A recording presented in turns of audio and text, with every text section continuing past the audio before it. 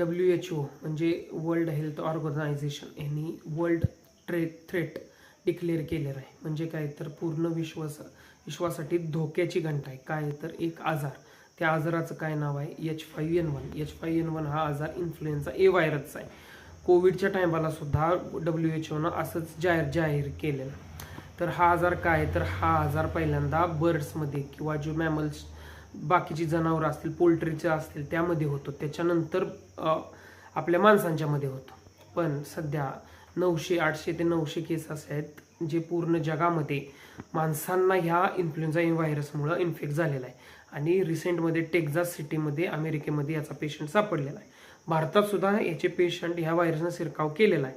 पण सध्या तो भारतामध्ये मनुष्यामध्ये सापडत नाहीये. तो फक्त सध्या बर्ड्समध्ये आणि दुसऱ्या जनावरांच्या मध्ये सापडतोय. पण आपल्याला काळजी घेतली पाहिजे.